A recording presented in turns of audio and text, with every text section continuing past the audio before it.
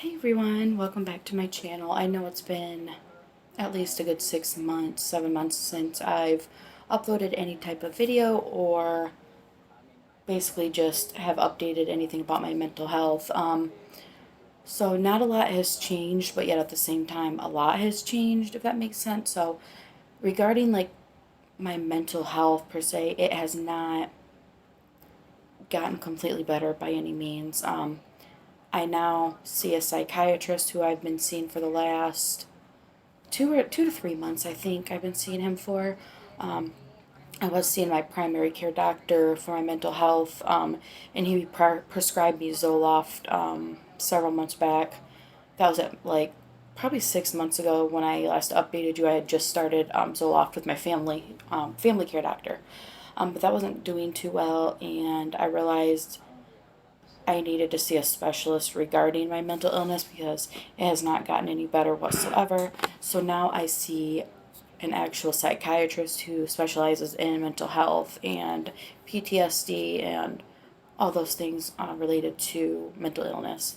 So over the last about 3 months, I would say, my doctor put me on a new medication called Prestique, and I haven't noticed an increase in like mood or an increase in like I guess appetite because some people with mental health or depression they some eat a lot and some don't eat a lot, and I'm one of those who just doesn't eat that much at all, and so it's hard for me to have an appetite.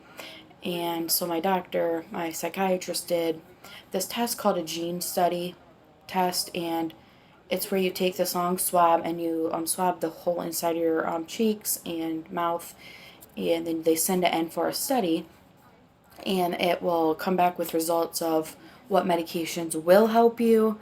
Medications will be in like the green section that will help you. There's a yellow column that are medications that are 50-50, which means some of those medicines could help and some of those medications might not. And then there's the red section, which means the red column, which means none of these medications on that part of the list will help.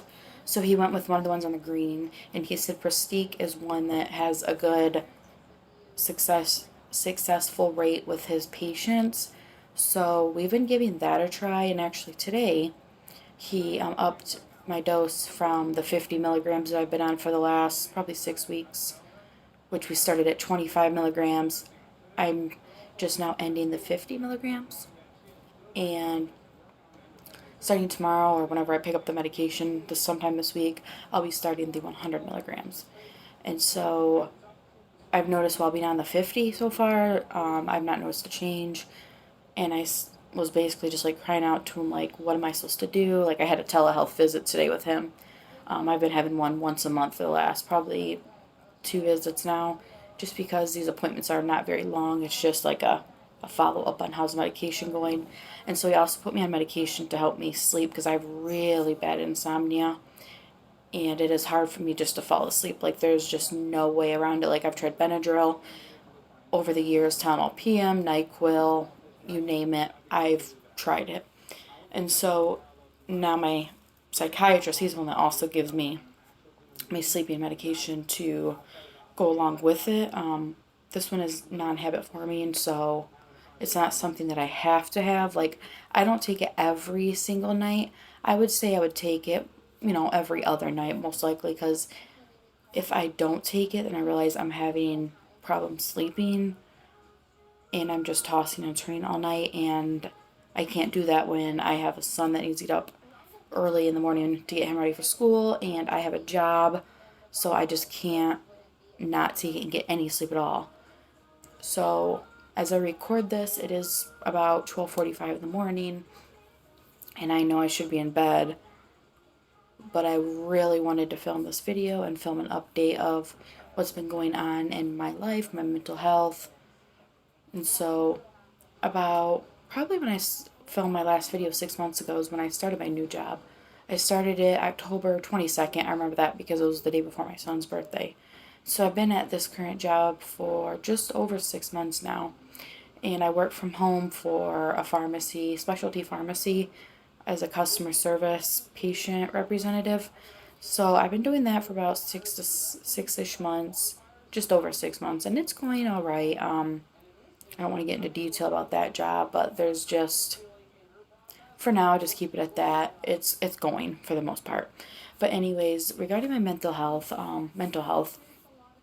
it has not been good for probably many years, even before the pandemic. Like, I know some people say, oh, maybe it was from the pandemic, or maybe it was from, just always being home and we were on lockdown for so long, this and that. But truly, my mental health has been bad for the last probably 10 years, probably 8 or 9 years, I would say. After my first pregnancy in 2011, that's when I realized it was really starting the peak of it. Then it got way worse probably in 2013. So that's just been a battle in itself that I've been trying to deal with. I was seeing a therapist for a while and doing Zoom call meetings with her, but with my work schedule, I work 11:30 to 8, and before that time frame, before 11:30, I'm running errands, doing grocery shopping, getting the house together. Like, I just don't have over an hour to sit and do a Zoom meeting for an hour when I truly just don't have the time. And I felt I loved my last I loved my therapist that I had, and I can still see her. I just haven't canceled any or haven't made any follow up appointments with her. I haven't canceled any. I've just took some time off from it because I don't feel like it was working. And so when I was seeing a therapist, I realized like there was still a lot going on in my life, and there still is a lot going on in my life. And I've realized that speaking with one has not helped, unfortunately. And it's unfortunate that it hasn't, but I just feel right now I just want to give my medication time to potentially improve, get better, or see what we can do from here. But really, it's truly been a battle with my mental health. I can honestly say it's been at its highest, the worst that it's been in a very long time, if ever.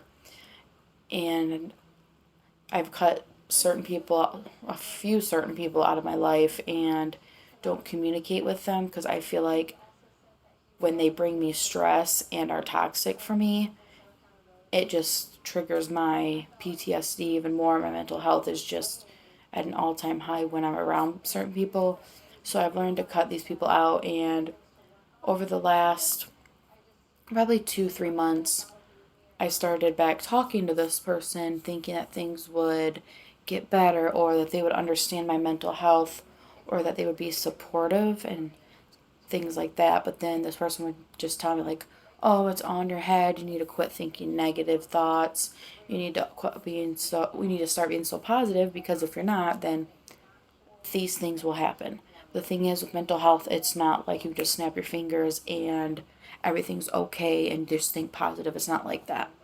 Like, I'm not to the point where like I'm suicidal at all. Like, because the doctors will always do like some type of like questionnaire that you'll fill out, and the one thing that I always answer no to is being suicidal because I'm not.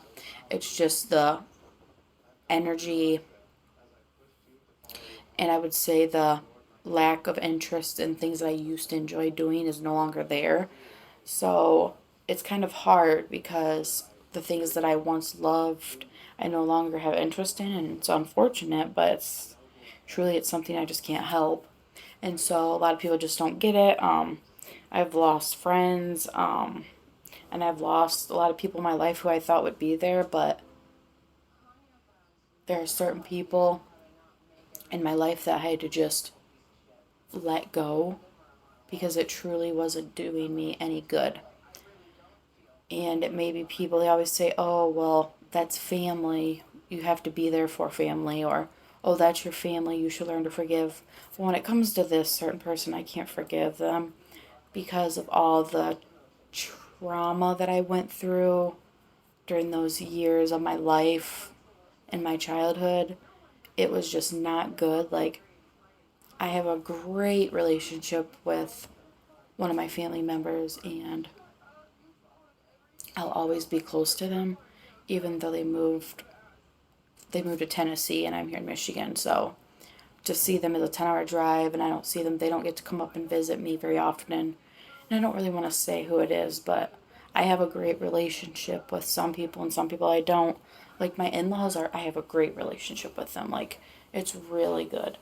And so it's nice to have that, but it's always like all my in-laws are great. And it's nice to have that, but it's sometimes it's hurts deep down knowing that I don't have that with my own side of my own blood family. And a lot of it is here in Michigan, I don't have many people. I have my mom and my sister. And actually, yeah, I think that's all. My mom and my sister. Oh, and my aunt. They're the only three here that I see, but working all the time, I don't see many people as it is. And with my work schedule, that's a big part of it. My work schedule is really taking a toll on my mental health, knowing that my house doesn't get to as clean as I would really want it to be just because I'm working this weird shift. I work 11:30 till 8 p.m. and it's actually the worst shift and I truly truly hate it. And if I had a choice right now, I honestly wouldn't be there, but I'm trying not to think negative, but then again, it's not something that I can just let go and say, "Oh, it'll be okay," or "Oh, I'm going to stick it out." Like, yeah, I'm going to stick it out. I have no choice. Money doesn't grow on trees. But it's not something that I enjoy. I used to enjoy it until certain things happened, and it made it to the point where it was just unenjoyable anymore, truth be told. And so, since October, I mean, a lot has changed regarding my mental health, but then in my day to day life outside of mental health has not changed. Like, like it's been winter, so between October and now, it's just been cold out, rainy, snowy, cloudy. Like, there's not been anything that we've done. My husband's anniversary is this month in May, so it's in a few weeks, our 12-year wedding anniversary, which is really special.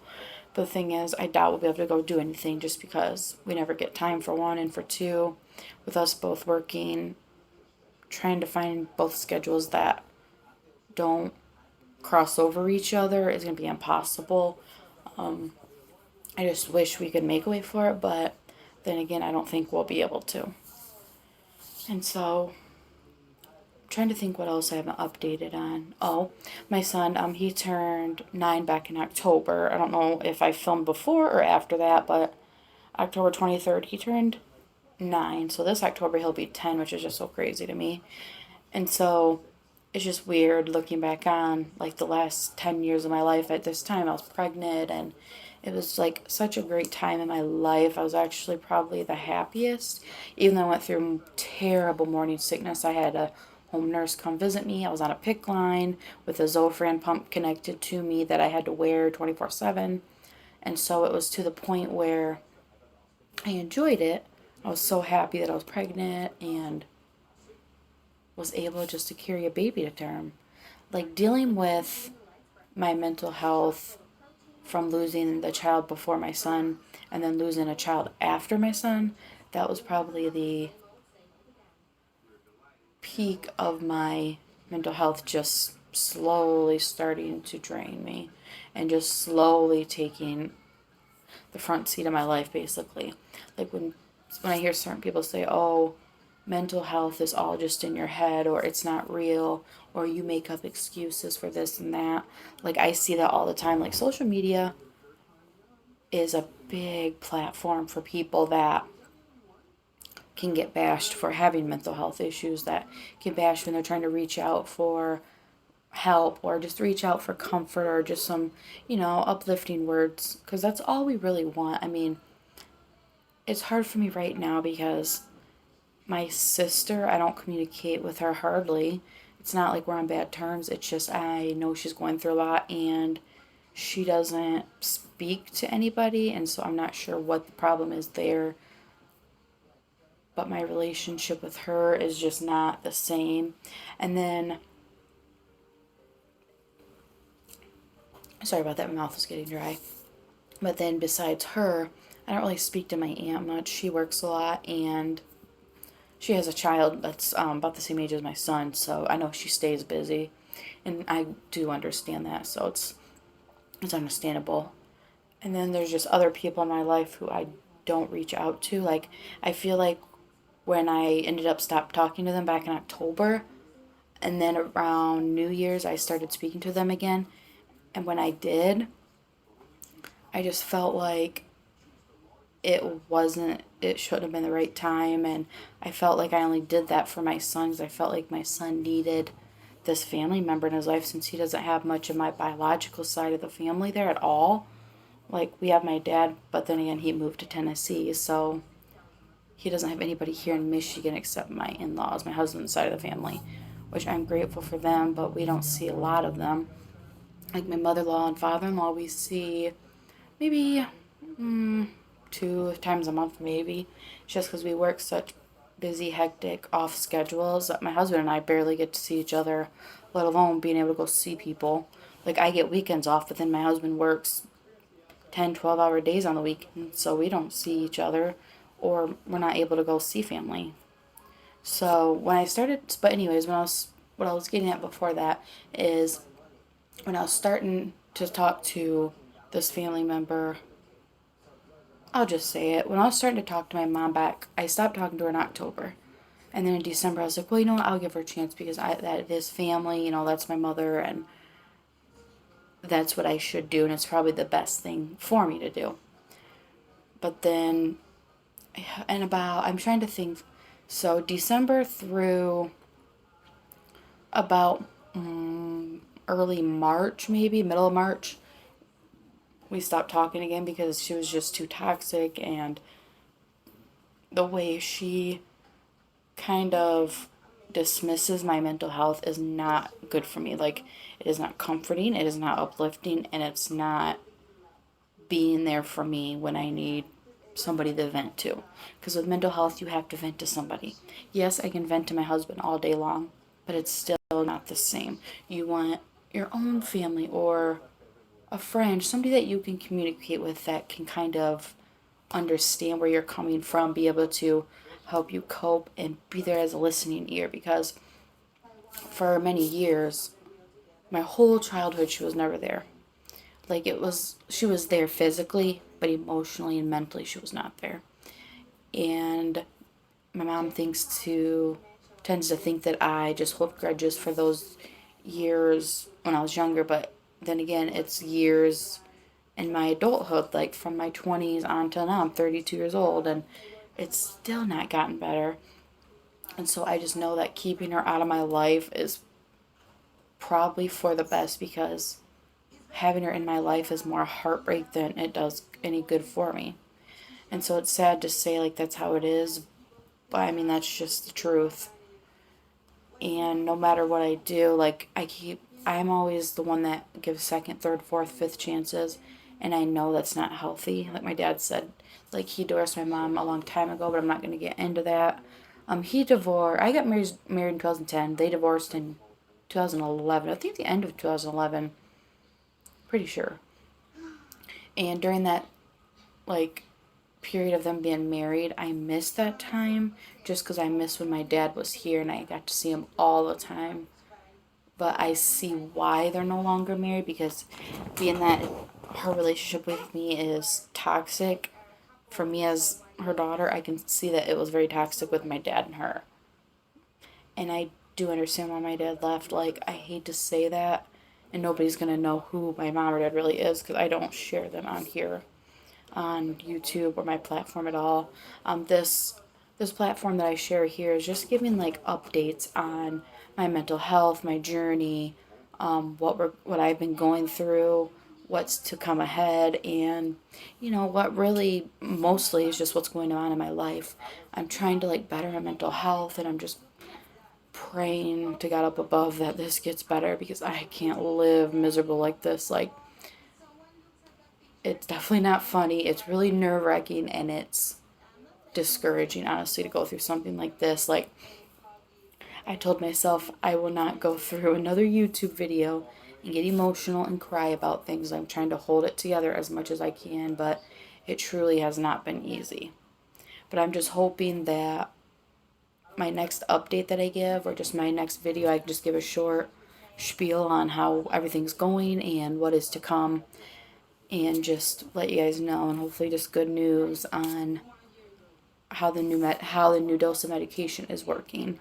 Because right now I haven't noticed a change, but then he just increased it today to 100 milligrams of Prestige, so I have to go pick that up this week sometime to start that, probably tomorrow, so that I can get it right away.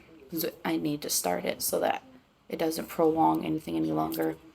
But I do want to be more consistent on here instead of just making video every like 4 to 6 months, making this big, huge, long update when it comes to like my mental health and anything like that. But when it comes to mental health, I don't want anybody, I know we're strangers on here, nobody knows me. Pretty sure I don't know you guys either, and who subscribes and who doesn't, because right now my platform is very, very, very tiny, of like 4 people. But this is where I want to go. It's kind of like my safe space where I can come here and not feel actually judged. I mean, people may leave comments and be rude, but it's a place where I can say something without people in my ears next to me giving their own opinion on my life. So I feel like there's nobody here in my ear bashing me or making fun of me or giving me tips or telling me to not be so like emotional about things like that. But I like how social media, or YouTube basically, is a place for me to come to just vent and to actually just keep updates and keep a diary of like how my life has been over so many amount of years, months, whatever the case may be. I just feel like mental health is not talked about enough. Mental health is not enough people out there's not enough people out there advocating for those with mental health issues. Like, one thing that I am very strong on is mental health. Like, I don't want anybody else out there struggling like me, but I know there's thousands upon thousands upon thousands that are struggling with mental health. But if you are one of them that's struggling, don't feel like you can't come to me. Yeah, we may be strangers and you may definitely not know me, but I am definitely not one to judge. I'm going through my own hell in my own battles, and I can definitely relate. But just because I'm going through my own battles doesn't mean I won't be a listening ear for others out there like you. And if you're someone that happens to stumble across this video, just know that you can always come to me. I'm an open book, open door. Nothing will be judged. Nothing else will be spoken about to anybody else. Whatever you say to me is confidential, and you can always have an ear to listen, and I would hope anybody would do the same for me without judging. So I'd gladly be here for anybody that needs me. So don't forget to subscribe to my YouTube channel if you haven't, and if this is something that may interest you, and if not, that's okay. I appreciate if you do take the time just to watch this video. It makes me happy just to know, like, people actually care. Alright, well, if there's anything else you guys want to know, just write it in the comments down below, and we'll talk to you in our next video. Bye.